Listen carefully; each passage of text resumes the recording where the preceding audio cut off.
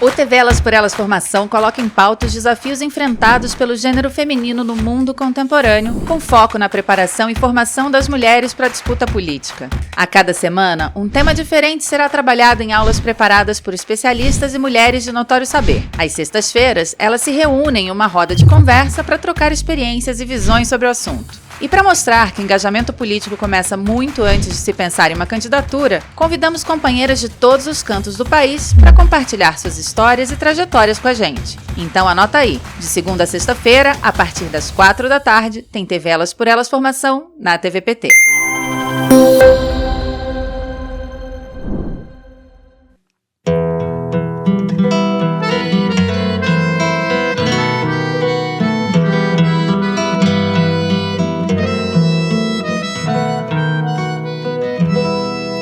O lugar que é bom pra mim é onde eu quiser estar. A estrela ainda brilha, ela é quem vai me guiar. Ser guerreira é minha sina, batalhando pra vencer. Tenho voz pra ser ouvida, tenho sonhos pra viver. Não vão mais conseguir me anular, me calar. Ninguém vai me impedir de cantar e lutar. Seja em casa, no campo, na rua ou na praça. Chega de mordaça, agora eu vou falar. Porque eu sou mulher pra fazer acontecer. Eu sou uma delas, são elas por elas, ocupando os espaços de poder.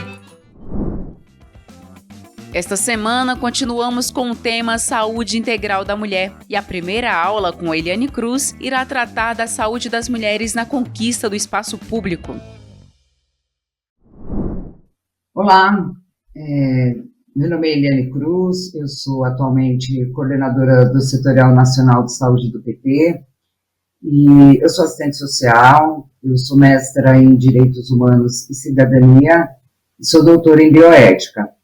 E sou educadora popular. A minha área de maior pesquisa, estudo e atuação direta é a parte de educação popular e saúde.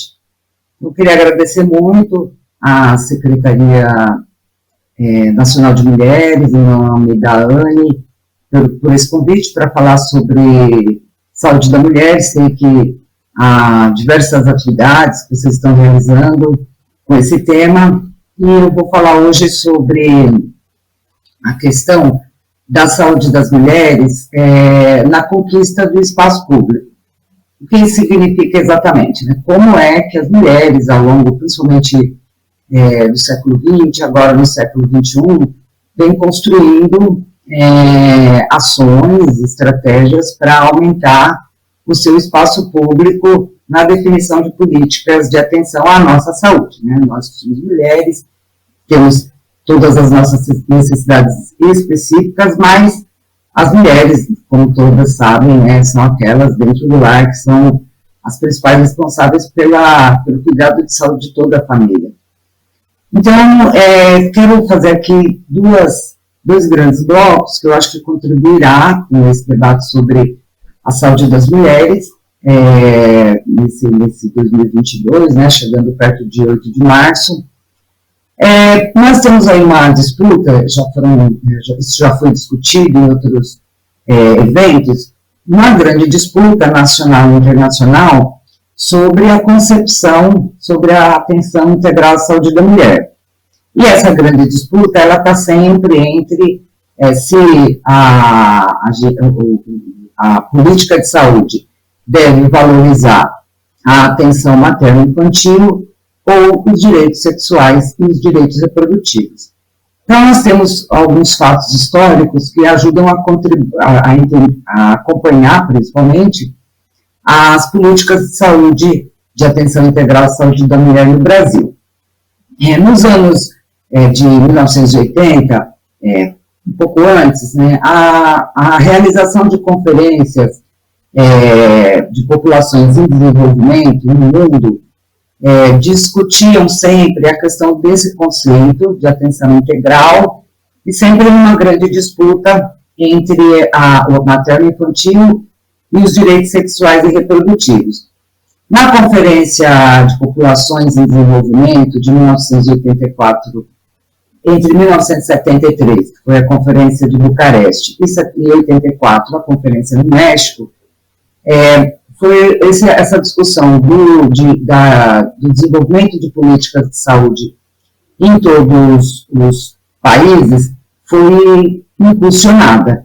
E, no caso, no Brasil, nós tivemos uma grande oportunidade de, logo neste contexto de debate sobre a construção de políticas de saúde para as mulheres como tarefas obrigatórias, digamos assim, dos países, nós tivemos aqui uma grande oportunidade no Brasil da construção da política de atenção integral à saúde da mulher, que foi o PAISME, né, que já era, naquele momento, em 1983, né, uma política que atentava para todas as necessidades das mulheres, mas focava na questão da assistência para a concepção e contracepção, né? Isso já trazia, basicamente, essa primeira percepção de fortalecer os nossos direitos sexuais e os nossos direitos reprodutivos. Ainda nesse momento de redemocratização, nós temos a criação do Conselho Nacional dos Direitos das Mulheres, em 1985, uma primeira Conferência Nacional de Atenção Integral à Saúde da Mulher, em 1986. Ela nem sempre é difundida, mas ela é bastante importante, o relatório dela é muito qualificado. E com a Constituição trazendo novos direitos para as mulheres e a Constituição Cidadã, né, que traz basicamente a criação do Sistema Único de Saúde, nós temos, em 1990, a redemocratização do Conselho Nacional de Saúde, com a participação da sociedade civil, e em 1993, a criação da Comissão Intersetorial de Saúde da Mulher. Então, neste primeiro momento aqui da redemocratização, considero que esses são são momentos importantes, né? A criação do PAISME, a criação do Conselho Nacional dos Direitos das Mulheres, a primeira Conferência Nacional de Atenção Integral à Saúde da Mulher, Direitos de Saúde da Mulher, e logo com a redemocratização do Conselho, a criação do SUS e a redemocratização do Conselho Nacional de Saúde em 1990, logo depois a criação da Comissão Intersetorial de Saúde da Mulher. Bom, por que é tão importante? Né? Porque a Comissão Intersetorial de Saúde da Mulher, né, então existente desde 1993, ela está aí há 3 décadas, né, nesse debate, que é um debate permanente, né, de disputas também dentro das gestões municipais, estaduais e nacional. Há comissões intersetoriais de saúde da mulher nos estados, poucas ainda nos municípios, mas é muito importante que a gente continue na construção das comissões de saúde da mulher, porque, afinal de contas, nós somos mais do que 50% da população, e é importante que lá na sua unidade básica, no seu município, se há conselhos municipais de saúde, também haja comissões de saúde da mulher, para que a gente priorize o fortalecimento dessas políticas direto, né, na atenção básica, na média complexidade e na alta complexidade. Então, dando aí um pulo na história, digamos assim, chegamos aqui, vou falar um pouco sobre o avanço no governo Lula das políticas para as mulheres. Então, nós temos em 2003 a criação da Secretaria de Políticas para as Mulheres, que foi um momento muito importante, né, para a delimitação da importância de políticas para as mulheres em todo o país.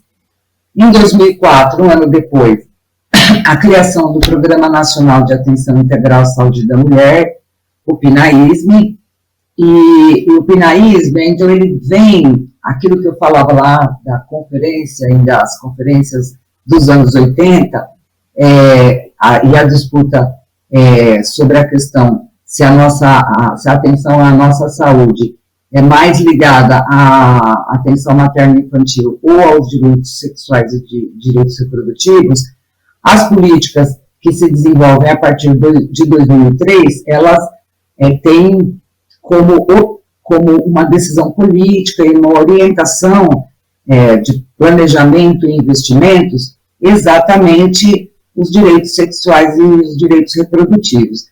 Então, a Política Nacional de Atenção Integral à Saúde da Mulher, ela vai falar exatamente da elaboração, da execução e a avaliação das políticas de saúde da mulher, se norteando pela perspectiva de gênero, de raça e de etnia, e pela ampliação do enfoque, rompendo as fronteiras da saúde sexual e da saúde reprodutiva para alcançar todos os aspectos da saúde da mulher.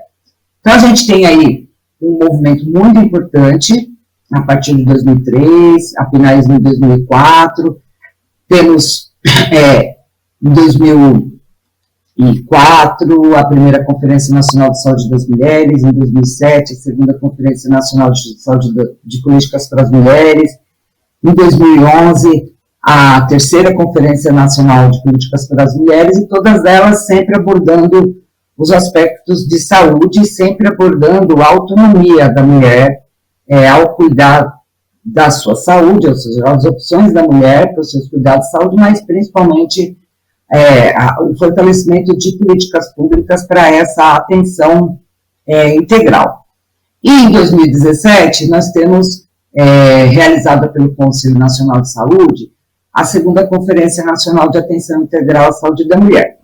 Veja, quando foi a primeira Conferência Nacional de Atenção Integral à Saúde da Mulher? Em 1986.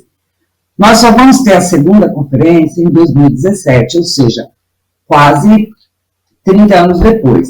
O que demonstra que, apesar dos avanços que foram muito importantes, nós ainda temos aí uma grande disputa, né? O debate sobre saúde das mulheres, ele ainda é um debate polêmico, e essa disputa entre a atenção integral à saúde da mulher neste recorte materno-infantil ou sobre os direitos sexuais e direitos reprodutivos ainda está em disputa, é uma disputa permanente, né? Porque é a questão do domínio e da autonomia da mulher sobre o seu corpo e das políticas de atenção integral à saúde da mulher que venham a atender essas necessidades.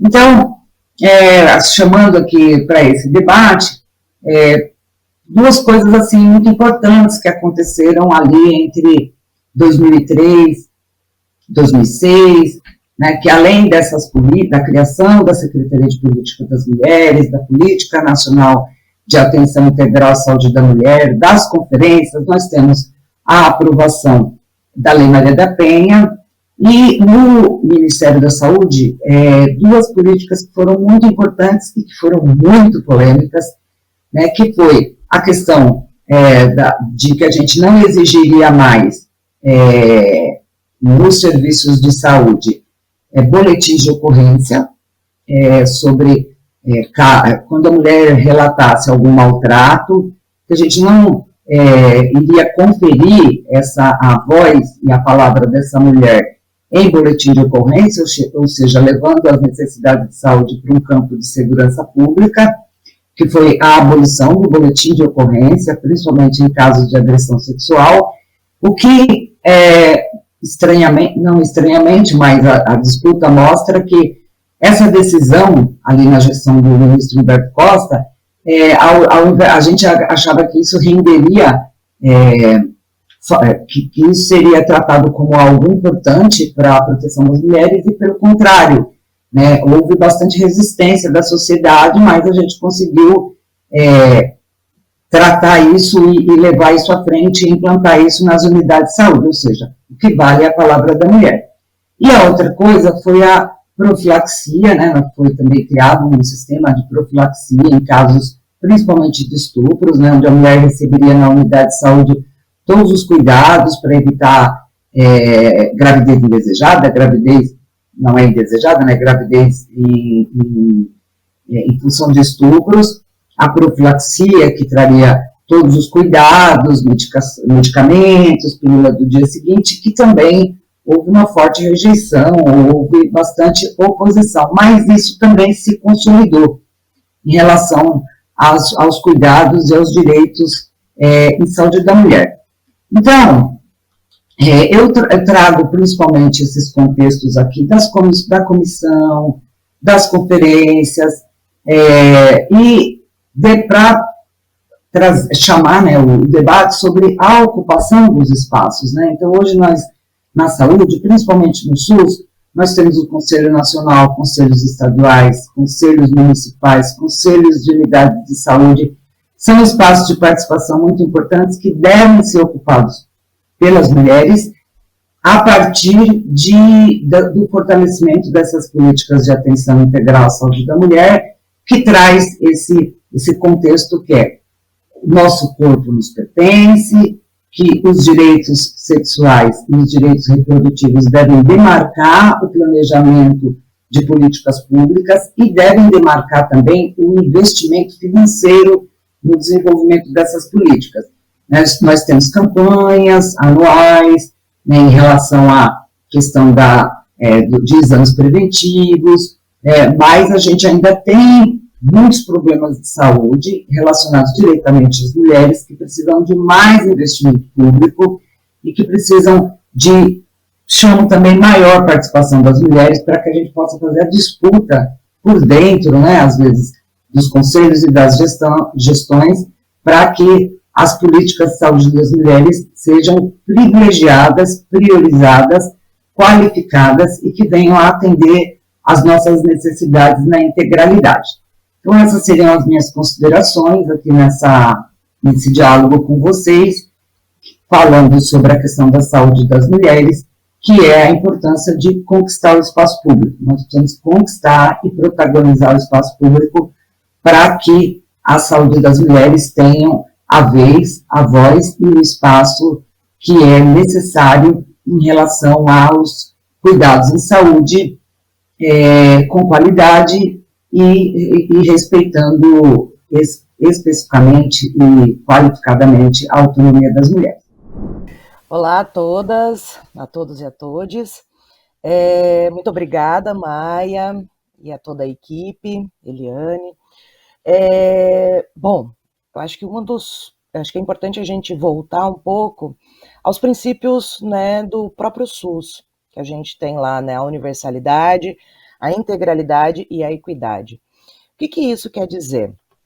Quer dizer que a gente precisa, né, garantir uma igualdade de direitos, de acesso à saúde, de acesso, né, à saúde integral de uma forma geral para todas as mulheres, independentemente de quem sejam. E aí a gente tem o princípio da equidade, que é o quê? A gente não pode deixar que essa igualdade de acesso anule as especificidades de cada mulher, da sua história, né, pessoal, que é construída socialmente, produzida socialmente nessa interlocução, e da sua, né, origem, da sua orientação sexual, da sua religiosidade, da sua identidade e expressão de gênero. A gente precisa que essas diferenças também apareçam, também sejam valorizadas e não sejam anuladas, que é o princípio da equidade.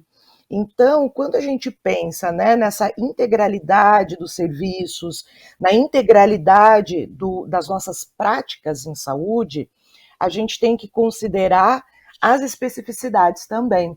Porque a mulher lésbica, por exemplo, que é até um exemplo que eu dei na minha aula, que não tem nas suas práticas sexuais penetração, no exame preventivo, os cuidados devem ser diferentes.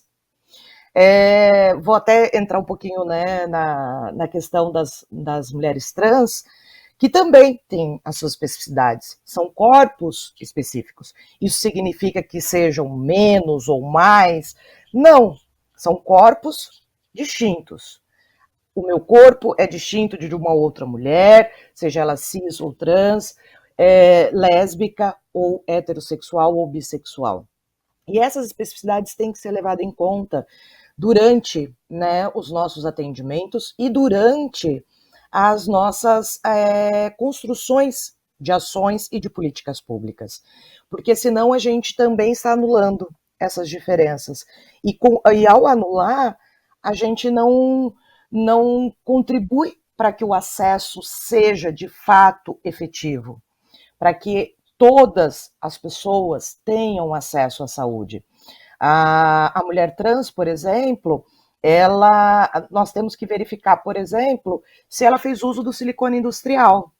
Ah, mas o silicone industrial é proibido. Sim, mas para muitas é a única alternativa para ter o corpo com o qual ela se identifica, que é importante para si, pois não tem acesso ao processo transexualizador, às cirurgias do processo transexualizador, que infelizmente a fila no Brasil para esses procedimentos é muito grande, quando tem, né? Então é importante a gente levar em conta essas especificidades, partindo do princípio da equidade, para que haja de fato a universalização e integralidade dos atendimentos e das práticas e políticas públicas. Gente, meu nome é Chopeli Santos, eu sou coordenadora da Amotrans, que é a Articulação em Movimento para Travestis e Transsexuais aqui do estado de Pernambuco. Faço parte da ANTRA, da qual eu tenho orgulho de ser vice-presidente, ali na gestão da presidente Lila Simpson. Estou no Conselho Nacional do Direito da Mulher, como conselheira nacional do Direito da Mulher, e estou coordenadora do Fórum LGBT de Pernambuco. Minha aula de hoje é para falar um pouquinho para vocês da história do movimento trans e da perspectiva da saúde.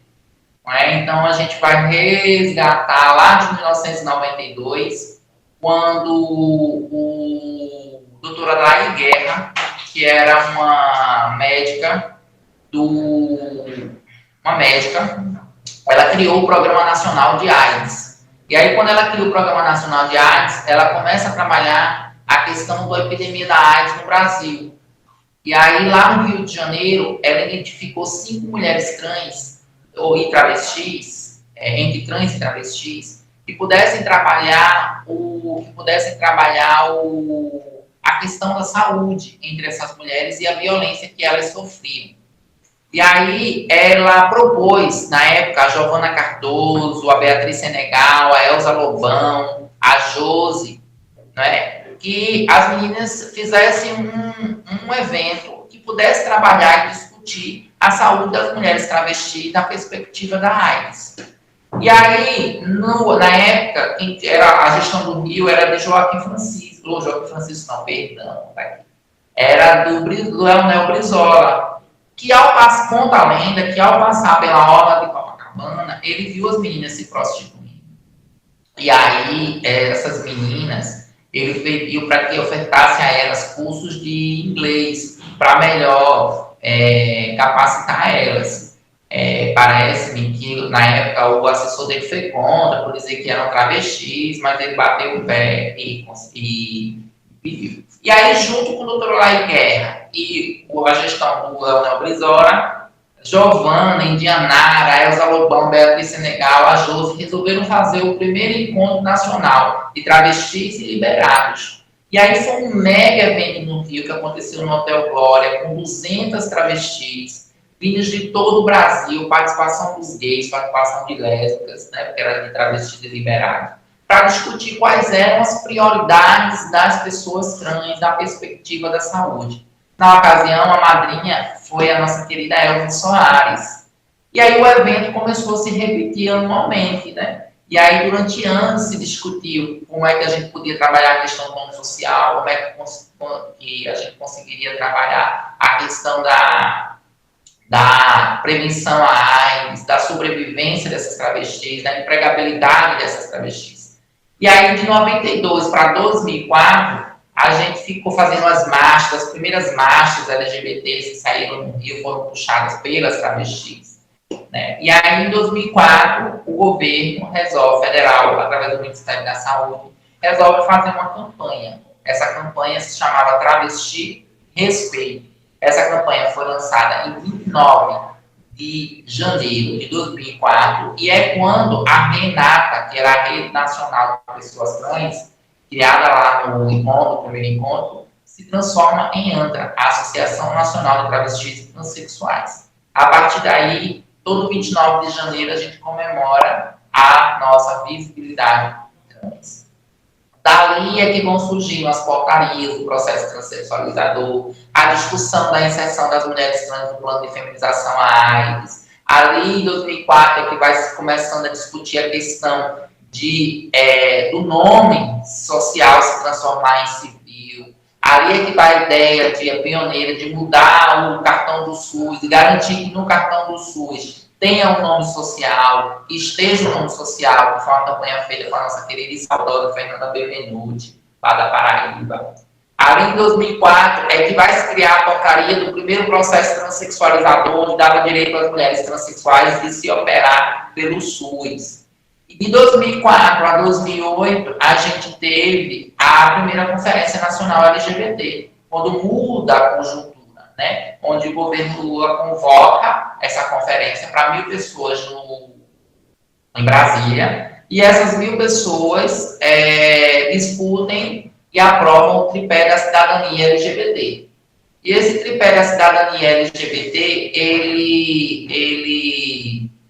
ele fica formado no seguinte sentido, né? O conselho, a criação do conselho, a criação de uma coordenadoria e a criação de uma política LGBT, do Plano Nacional de Políticas LGBT.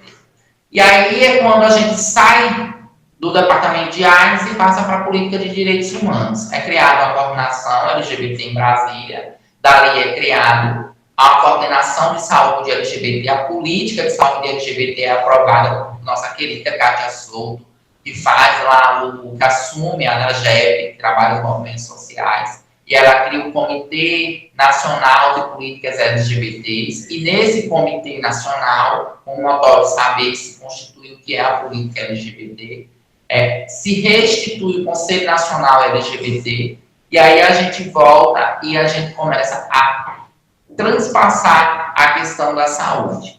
E aí é quando a gente consegue essa revolução, né? O Supremo aprova a questão do nome social dos cartórios, qualquer trans pode ir no cartório e requerer o nome social. A portaria do processo transexualizador passa por uma nova reestruturação, no que antes eram 4 hospitais de referência, a gente ganha mais 5, né? Se institui a criação dos ambulatórios LGBTs, ou dos ambulatórios trans em todo o Brasil para cuidar do processo transexualizador, que agora soma-se traz as travestis e traz os homens trans para dentro no processo de reestruturação corporal deles.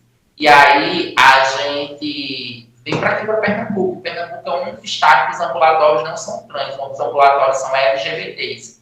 E ele cuida da saúde integral dessa população. E aí nossos ambulatórios aqui recebem o nome de travestis que fizeram histórias, né? Destaque de Camaragibe, que é o ambulatório, que é um espaço próprio, um espaço único. E ele trabalha não só a saúde LGBT, como a família do LGBT. E o Patrícia Gomes, que é o nosso primeiro, que foi instituído aqui em Recife também, que traz uma perspectiva. Fora isso, a gente tem Jaboatão e outros municípios que estão em processo de criação. Pernambuco ele se destaca nisso porque é o único estado que realmente o ambulatório é completo, ele é para a pauta LGBT. Agora, os demais que existem no Brasil inteiro são voltados para a população trans. Um dos primeiros, ainda ali com a Kátia Souto, foi o da Paraíba. Eu tive a oportunidade de ir para a inauguração da Paraíba, que hoje recebe o nome de Fernanda, né? O ambulatório trans, o espaço trans lá do Clementino Chagas, fica lá no Hospital Clementino Chagas, na Paraíba, recebe o nome de Fernanda Benvenuti, muito merecido. E aí, ele foi o primeiro e dali se encadeou. Então, assim, hoje a gente tem a questão que equipara ao crime de racismo, né, a LGBTfobia, A gente tem um ambulatório de Camaragibe que é credenciado pelo Ministério da Saúde, é o único do Brasil que recebe recursos e subsídios do Ministério da Saúde para existir. Né? É muito bom ali com a Prefeitura de Camaragibe trabalhar essa coisa dos usuários LGBTs. Então, essa é um pouquinho do que foi a história, né? Eu acho que o movimento LGBT, ele tem esse diferencial dos demais movimentos, né? A gente começa na saúde com as políticas de AIDS, de combate à AIDS, de prevenção à AIDS, e a gente migra para a política de direitos humanos. Eu acho que o grande problema hoje e dificuldade hoje do nosso povo trans é a questão da empregabilidade. Eu acho que cada vez mais a gente precisa investir em transformar essas pessoas em microempreendedoras, para que elas não dependam do empregador para trabalhar. Porque, infelizmente, ainda existe uma dificuldade do empregador em compreender a necessidade e o gênero dessa pessoa trans. E aí a gente precisa ver como é que a gente vai fazer essa questão de implantar essa questão de empregabilidade na perspectiva de empreendedorismo, na perspectiva de essas pessoas se auto-sobreviverem sem precisar ser dependente da boa vontade dos governantes.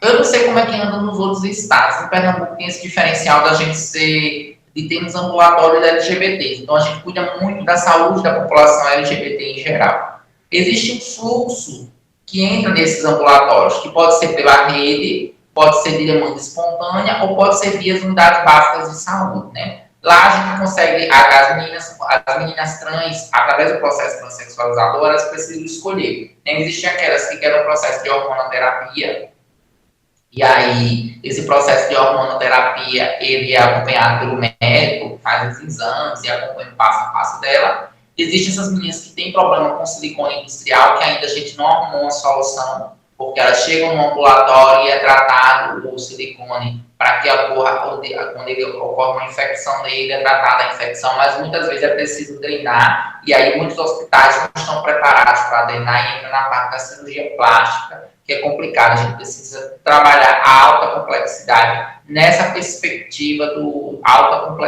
nessa perspectiva da hormonoterapia, ou da silicone industrial, perdão. E aí a gente encontra também a questão dos meninos trans que também precisam da hormonoterapia, e hoje a gente precisa trabalhar muito a questão social e psicossocial da nossa população trans, né? As diversas violências sociais que nossa população trans sofre leva ela a um desequilíbrio na sua saúde mental. E aí é preciso muito processo de psicoterapia para essas pessoas, porque a gente viu que na OMS a população LGBT é a que mais a que mais comete suicídios por conta das violências sofridas durante o processo de transição, né, e durante o processo de autoconhecimento como pessoa LGBT. Então, é um problema que a gente vai precisar trabalhar muito essas questões. E aí, a gente precisa dar uma olhada mais específica para essa saúde mental. No que diz as perspectivas das questões das mulheres lésbicas, a gente precisa também trabalhar, entender que os ambulatórios precisam se expandir. Né? Quando o movimento LGBT nos procurou aqui para expandir um pouco os ambulatórios, deixarem de ser trans e passarem a ser LGBTs, de cara a gente aceitou, por entender várias problemáticas que existem dentro das mulheres lésbicas, das mulheres e dos homens gays, quando eles chegam na unidade de saúde, não são trabalhados em sua identidade de gênero, em suas orientações sexuais. Mas eu acho que tem esse negócio do silicone industrial, que a gente precisa trabalhar na alta complexidade. Eu acho que ainda tem um processo transexuador, essa dificuldade de implementação de prótese mamárias e mastectomia para os meninos trans e a prótese mamária para as mulheres trans. Eu acho que ainda existe um tabu para o Ministério pagar isso e uma compreensão dos médicos entender que existe essa necessidade, né? Porque existem alguns estados que os médicos só querem botar prótese na mulher trans se ela for resignada. É importante as pessoas entenderem que para se reconhecer como mulher trans ou travesti, não é mais condicionada à cirurgia. A cirurgia é uma opção a mais para aquela menina que deseja a perfeição do seu corpo, que deseja digamos assim,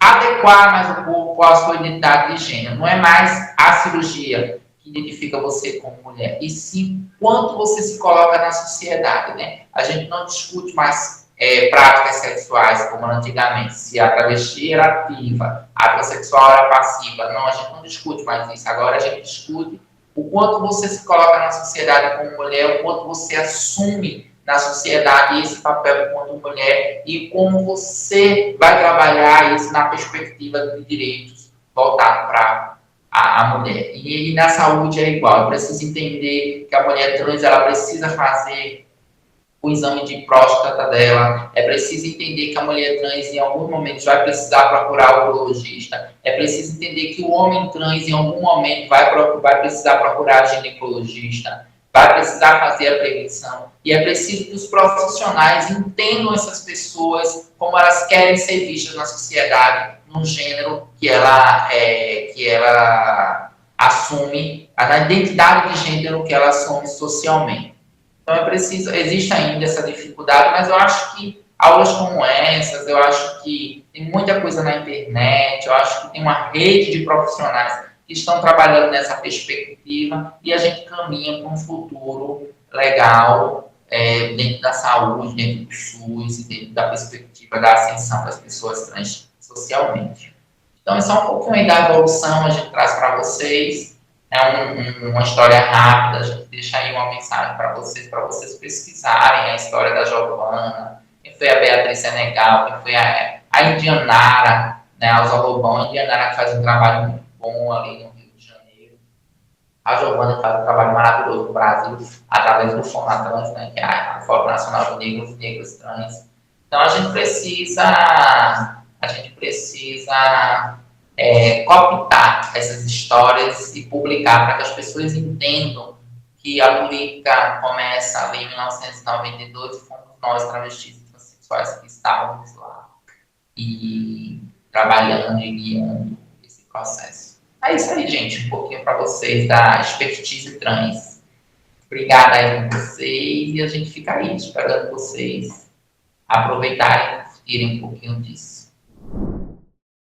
Acho que a questão da diversidade na atenção integral à saúde da mulher, ela é uma questão que foi incorporada ao longo dos anos, mas principalmente das próprias lutas, né? Quando as atrizes se apresentam com as suas diversidades, com as suas necessidades específicas, exatamente para a gente fazer e aplicar esse conceito que foi colocado pela Graziele da equidade. Né? E a equidade é tratar as pessoas a partir das suas diferenças. E sempre na expectativa de que a gente tenha igualdade de direitos, né? Mas, de fato, para entender a igualdade ou para alcançar a igualdade de direitos, nós precisamos tensionar onde é que estão as desigualdades, digamos assim. Então, nesses anos, né, que eu trabalho na saúde há muitos anos, né, e estudo, né, a questão da saúde da mulher, mas mais a partir de um conceito de organização e de conquista do espaço público, né, das organizações das mulheres dentro da própria saúde. Então, uma coisa que eu sempre valorizo muito são os espaços de participação social organizados nacionalmente, regionalmente, estadualmente, como falei na minha aula, né, o Conselho Nacional de Saúde, ele foi redemocratizado em 1990 com a participação da sociedade civil no Conselho Nacional. Mas a Lei Orgânica do SUS determinava a criação de algumas comissões intersetoriais que deveriam acompanhar a produção de saúde no país, mas ela não tem, se vocês olharem na Lei 8.080, não tem lá a Comissão de Saúde das Mulheres. Né? Foram as próprias mulheres, dentro do Conselho Nacional de Saúde, que criaram essa comissão em 1993. E são 30 anos, quase 30 anos, né, de Comissão Intersetorial de Saúde da Mulher, que também existe nos estados, que também existe em muitos municípios, e que é um espaço onde eu acho que esses debates são trazidos, né, com qualidade, onde as tensões são colocadas e onde essa disputa entre a condução da política de saúde da mulher por uma via de atenção materno-infantil ou por uma via de direitos sexuais e de direitos reprodutivos é sempre colocada em xeque. Essa é a questão em todos os lugares, né? Sempre a mulher é vista a partir da sua função de mãe, né? Então é materno-infantil, né? Sempre nesse contexto.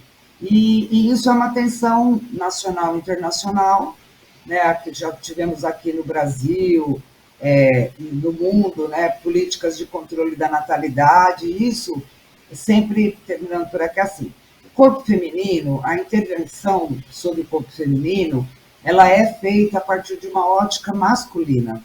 Né? Se a gente voltar um pouco na história, um século atrás, a gente vai sempre visualizar, né, que a medicina, majoritariamente, né, no final do séculos, né, muitos séculos, nós vamos pegar aqui do século XIX para o século XX, né, quando você começa a discutir a obstetrícia, a ginecologia, ela é feita a partir de uma perspectiva masculina. A intervenção e a leitura do corpo feminino é feita sobre uma perspectiva masculina, porque não existiam médicas, existiam médicos, certo? E, inclusive, o cuidado com o corpo da mulher, então, ele é feito, visto, organizado, e tem uma perspectiva a partir desta visão masculina e, portanto, essa visão masculina sobre o corpo feminino é do aparelho reprodutor, e não da satisfação sexual, e não dos seus desejos, e não das suas necessidades específicas. E eu queria só, assim, dizer uma coisa que para mim é importante nessa roda de conversa. Eu sei que a Chopeli não está, mas você me disse que ela é da ANTRA, né? E eu sempre gostei, eu queria mandar assim, um abraço para ela, né, e para todas as amigas da ANTRA, pela passagem da nossa colega Fernanda Benevenuti, que foi do Conselho Nacional de Saúde, representando a ANTRA, né? Infelizmente, ela faleceu no começo de 2020, mas ela foi uma grande lutadora dentro do Conselho Nacional de Saúde, por exemplo, pelo nome social, que a gente, inclusive, incluiu no debate, incluiu como política pública no governo, foi no governo Dilma, certo? Quando o Alexandre Padilha era ministro. Mas foi uma luta feminina, foi uma disputa feminina vencida, né, conquistada. Um dos assuntos que a gente vai abordar na aula de hoje, sobre a invisibilidade das pessoas lésbicas e bissexuais. E, justamente, né, por conta dessa invisibilidade, a gente tem uma série de questões relacionadas à saúde, aumentando, né, a vulnerabilidade das lésbicas e bissexuais ao adoecimento. Então, vamos abordar isso também. Para começar, né, é importante dizer que, ao longo da história, né, dos movimentos sociais, as lésbicas sempre e bissexuais estiveram fazendo parte, né, desse movimento, década de 60, quando começa-se toda essa organização dos movimentos sociais no Brasil, principalmente, né, década de 70, por aí. Só que, o que sabemos, né, sobre lésbicas e bissexuais? Onde elas estavam? Porque quando se conta a história desses movimentos sociais, quem normalmente aparece são os gays. Hoje, né, atualmente, que se traz, né, se resgata nessa história a participação fundamental, por exemplo, em Stonewall. Se não fossem as travestis que lá estavam, não teria tido esse levante. Foram elas que fizeram esse levante em Stonewall, que é um marco, né, para o movimento LGBTI. Para quem não conhece, Stonewall, o que acontecia em Nova York? Lá, então, tinha uma lei que que a pessoa não podia usar mais de 2 roupas que eram tidas, né, como pertencentes a um outro gênero, não ao seu gênero, né, aquele gênero que é imposto desde antes da gente nascer. Então, se a pessoa, né, utilizasse, ela seria presa. E tinha esse bar, né, em Stonewall, onde travestis, transexuais, gays, lésbicas frequentavam lá. E constantemente tinham batidas policiais. Até que um dia, algumas travestis que lá estavam disseram: não vamos ficar mais aceitando isso.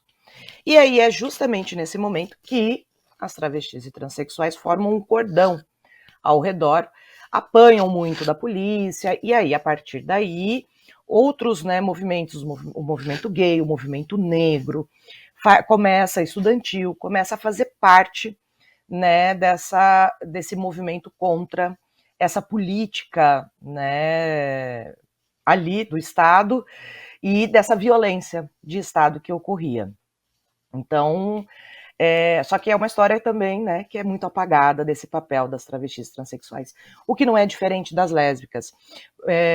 Por exemplo, na década de 80, né, com a assunção, né, do HIV/AIDS, eram as lésbicas que estavam lá cuidando dos gays, estavam lutando para que tivessem acesso à saúde, mas essa história ela não é contada. E atualmente, né, chegando nesse momento que a gente vive no Brasil, a gente tem um período, né, muito complexo e de intensa regressão e recrudescimento das leis e políticas públicas que efetivem os direitos, principalmente de mulheres e defensoras de direitos humanos. E esse lugar, né, de invisibilidade que ocupamos e ainda mais de perseguição.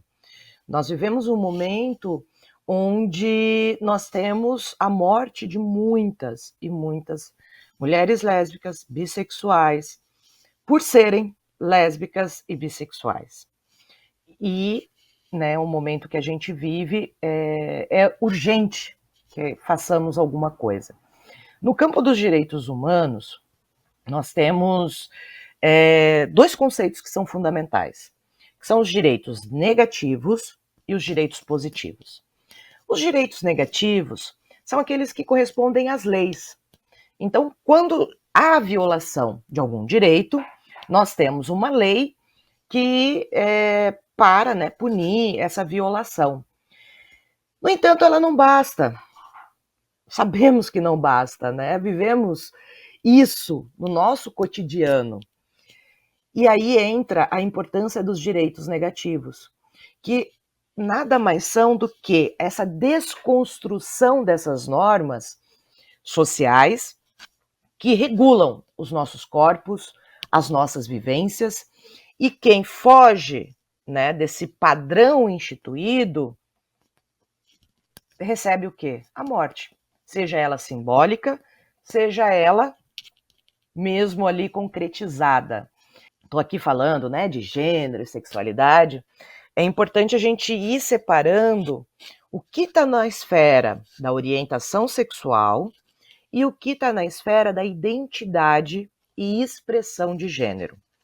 Porque uma das grandes confusões, vamos dizer assim, né, que se tem, é, por exemplo, que a lésbica que se aproxima, ou a bissexual que se aproxima de um padrão tido pela nossa sociedade como pertencente ao masculino, como sendo um homem trans.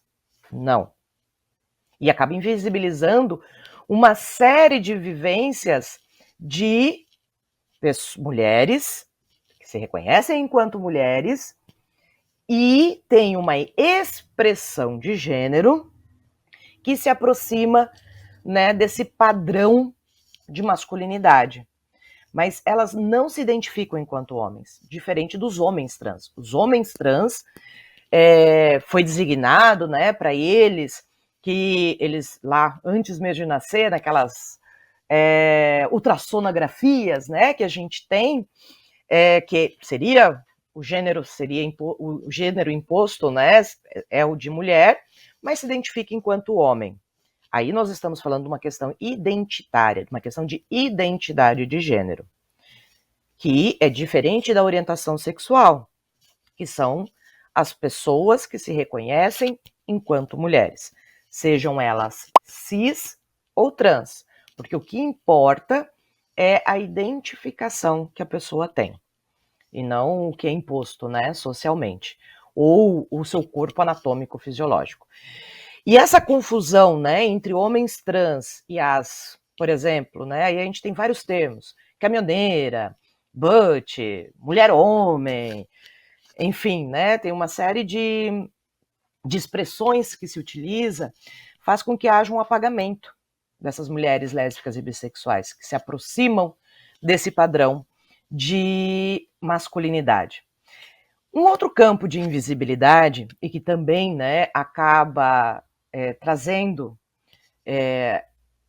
questões, né, de saúde, como a gente vai ver mais na frente, é quando, né, ao invés dessa pessoa, dessa mulher, se identificar não, né, ter uma expressão de gênero mais próxima do masculino, como a sociedade, tá, gente, identifica como sendo mais próximo do masculino, nós temos aquelas que se aproximam muito mais do padrão socialmente construído, imposto de feminilidade. E aí a gente tem a passabilidade. Vou dar um exemplo disso. Uma mulher, né, lésbica, bissexual, que se aproxima desse padrão de feminilidade, né, são as femininas, sapatilhas, enfim, aí tem uma série de denominações, né, para essas mulheres lésbicas e bissexuais. Quando chegam no ginecologista, parte-se do pressuposto de que são heterossexuais, como se tivesse, né, uma cara para ser lésbica, a cara de uma lésbica, a cara de uma bissexual. Não tem, né? Então, e isso, gente, se parte-se, né, já desse pressuposto de que é heterossexual, essa mulher que está ali, dificilmente ela, e diante, né, de todo o processo de discriminação, de violência que se tem em nossa sociedade, dificilmente ela vai dizer que ela é lésbica, que ela se relaciona com mulheres, ou que ela é bissexual, que se relaciona com homens e com mulheres.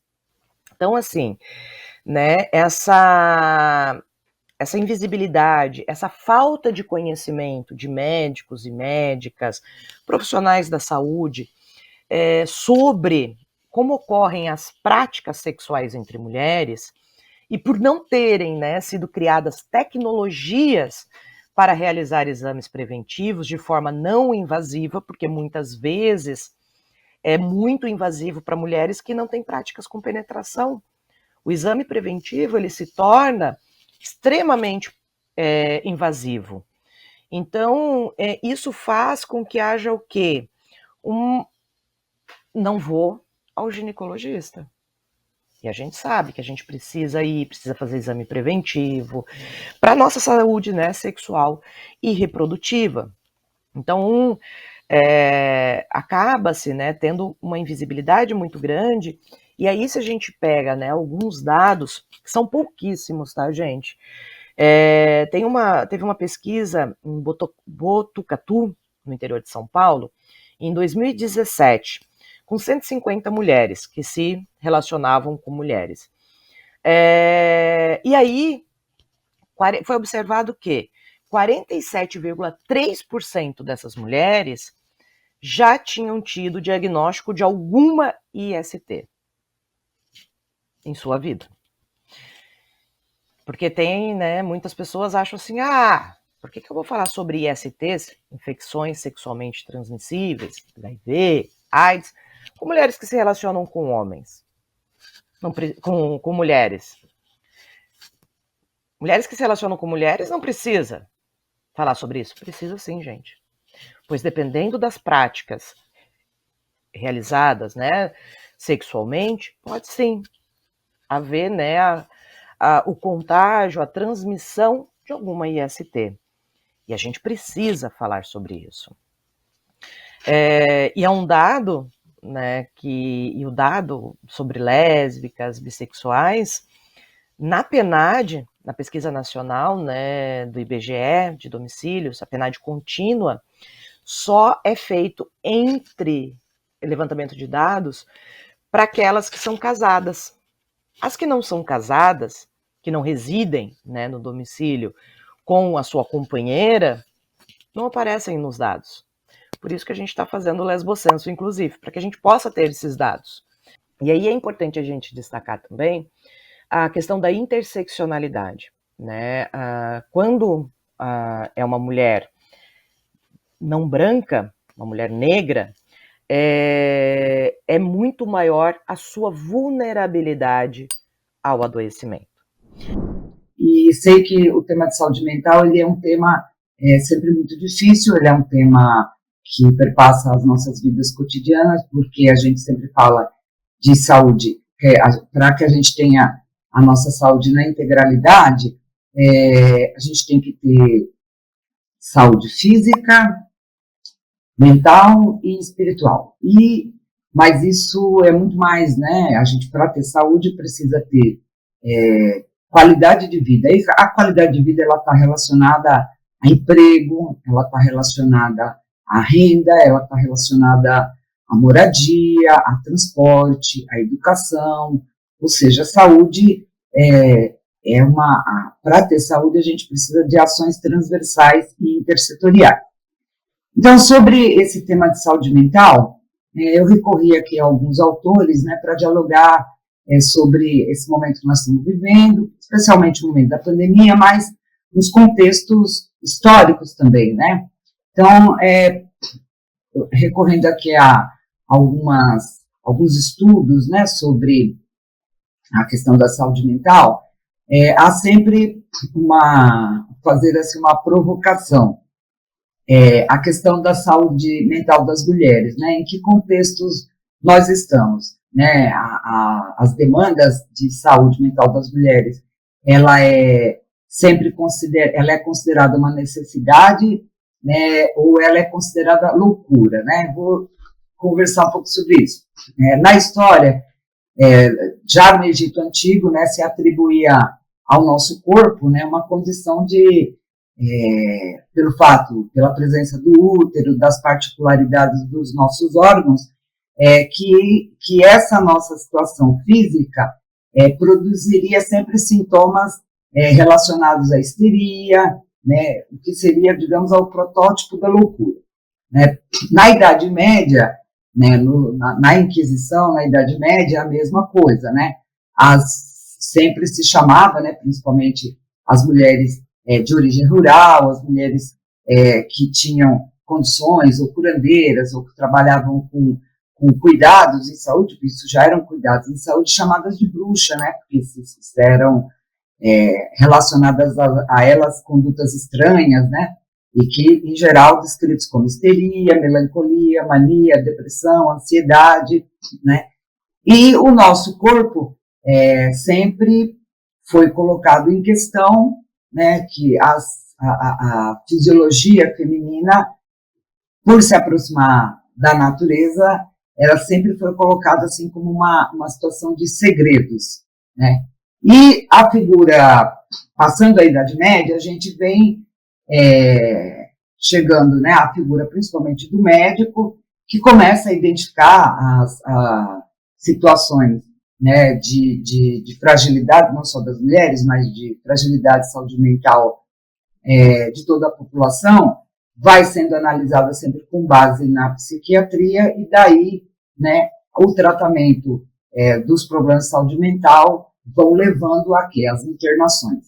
Então, nós temos aqui, durante muitos anos, e por séculos, né, o tratamento de saúde mental ligado sempre à internação e ao manicômio.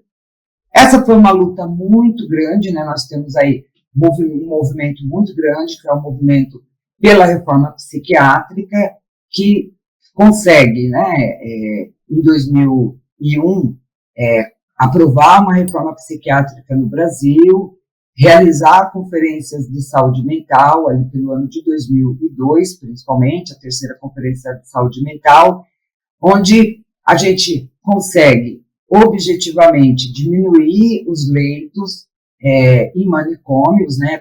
Por exemplo, ali em 1996, nós tínhamos mais de 70 mil, quando chega aqui em 2006, final mais ou menos do governo, do primeiro mandato do presidente Lula, a gente cai para 45 mil, ou seja, quase 30 mil leitos são fechados, porque esses leitos, eles não eram leitos de cuidados, né? Eles sempre foram, principalmente os hospitais psiquiátricos e os manicômios, eles sempre tiveram uma função, né, de opressão e não de cuidados. Então, a gente começa a construir as redes substitutivas de atenção à saúde mental, principalmente baseados nos centros de atenção psicossocial, nos CAPs.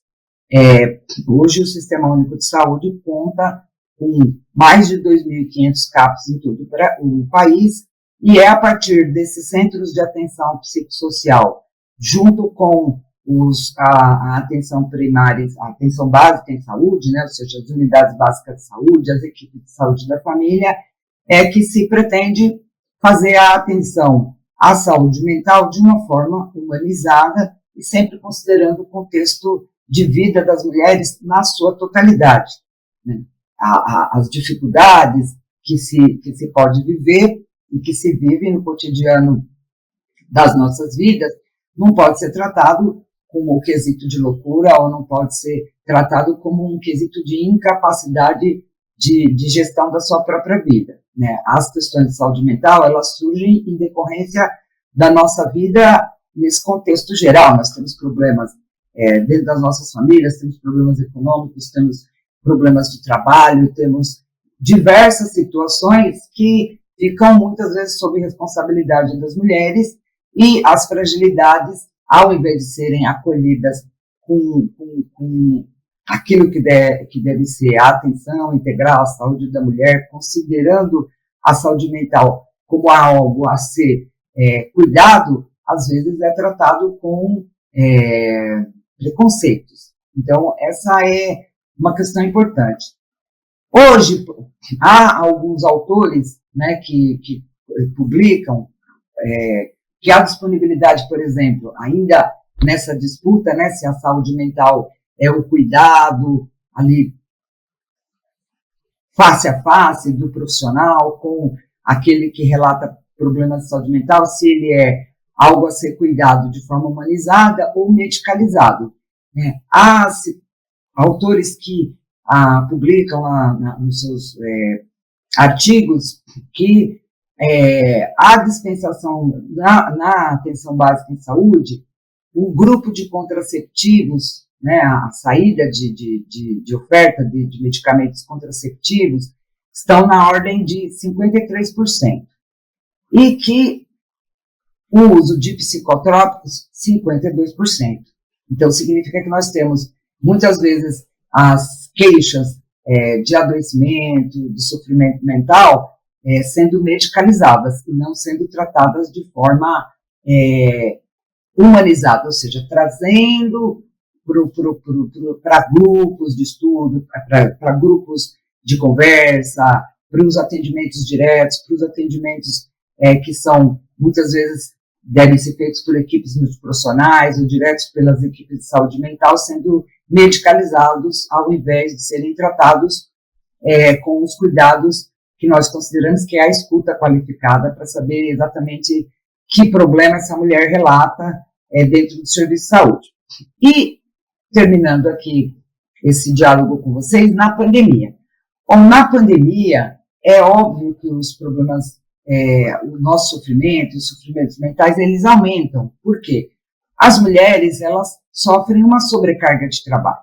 E ela não essa sobrecarga de trabalho, ela é muito maior do que a do homem, ela é muito grande, principalmente, assim, primeiro, teve muitas categorias, né, onde a empregabilidade da mulher é maior, como na área de saúde, educação, o comércio, né, principalmente a saúde e o comércio nesse momento, primeiro momento, que foram colocadas como tarefas essenciais. Então, ou seja, as mulheres, essas mulheres que trabalham nesses setores, elas não foram para o que se chamou de lockdown, distanciamento ou isolamento. Pelo contrário, elas continuaram trabalhando.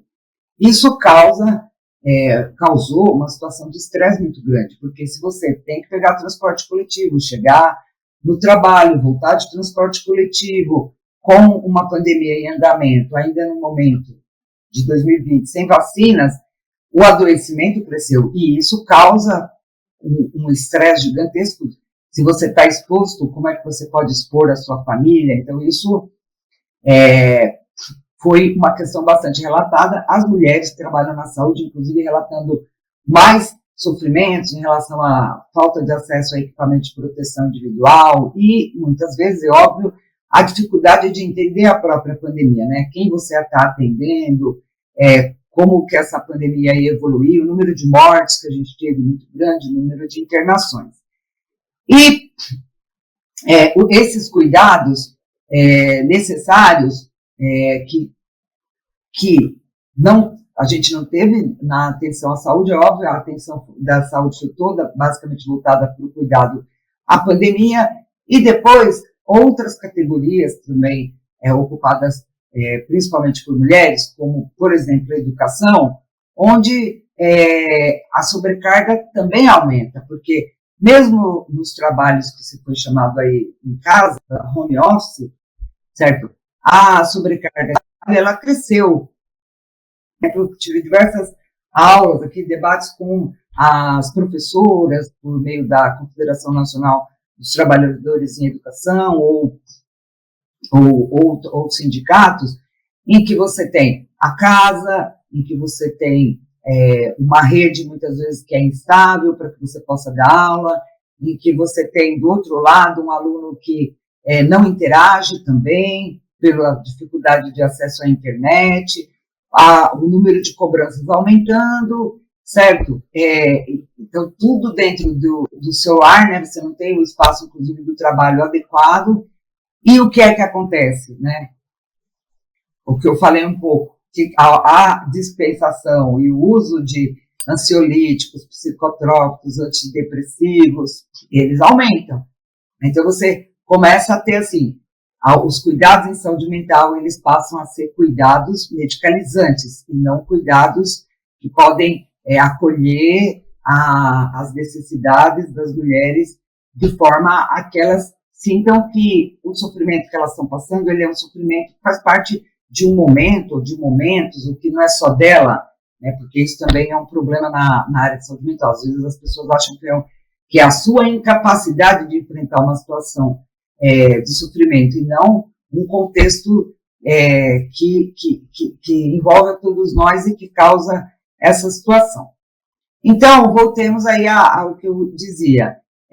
A saúde mental, hoje, principalmente relacionado ao mundo do trabalho, é algo que a gente traz para a roda, para a conversa, dentro dessa perspectiva de humanização, e não dentro dessa perspectiva da medicalização. Há como fugir da medicalização? Será, inclusive, que muitas mulheres hoje não estão medicalizadas sem saber, né? Isso até, por vezes, a gente encontra essas situações. Mas, para terminar aqui a nossa aula, o que a gente tem se esforçado? Eu trabalho também na rede, né? Eu, como professora, acompanho muitas redes de saúde, também com esse trabalho que a gente faz de educação popular em saúde. O que a gente tem feito nesse momento com esforço, mas também com bons resultados? É aproximar as redes de saúde dos locais de trabalho.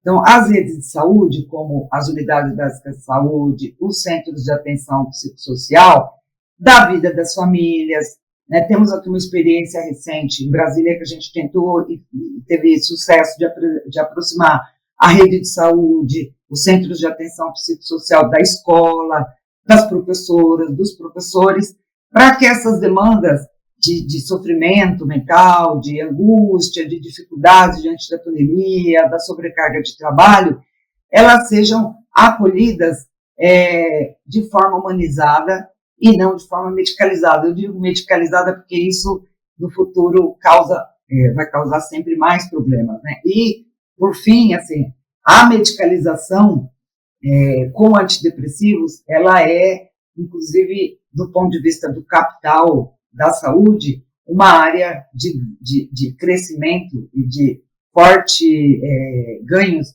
da indústria farmacêutica no mundo, né, que trata a depressão como a doença do século e, por óbvio, busca medicalizar cada vez mais isso, ao invés de buscar soluções que sejam soluções humanizadas, onde a nossa voz, a nossa necessidade, os nossos desejos, o que a gente vive no cotidiano das nossas vidas possam ser tratado na perspectiva coletiva e não numa perspectiva individual, onde o nosso corpo, além de, como a gente sabe, dominado sobre uma outra perspectiva que nem sempre é a perspectiva feminina do direito ao corpo, do direito sexual e reprodutivo, mas o nosso corpo também passa a ser tratado, como eu disse no começo, né, como para amenizar o sofrimento mental, medicalizado, e, portanto, isso vai causar sempre mais e mais problemas para nossas vidas. Precisamos buscar outras soluções,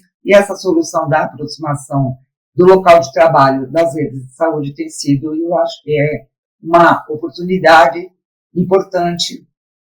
Como eu já disse em outra aula, nós temos Conselho Nacional de Saúde, Conselhos Estaduais de Saúde, Conselhos Municipais de Saúde, Comissões de Saúde da Mulher, Comissões de Saúde Mental. Precisamos aproximar esses espaços de participação social desse momento, que é um momento de grande sofrimento mental, principalmente diante da pandemia, para buscar soluções que não sejam soluções que, ao invés de produzirem saúde, vão produzir ainda mais adoecimento. Então, espero que essas primeiras ideias contribuam com a roda de conversa e estou à disposição. Muito obrigada. O TV Elas por Elas Formação de hoje fica por aqui. Na próxima semana, vamos rever o programa sobre gênero e cidade. Você encontra todos os nossos programas na playlist TV Elas por Elas Formação, no canal da TVPT no YouTube e em formato de podcast no Spotify.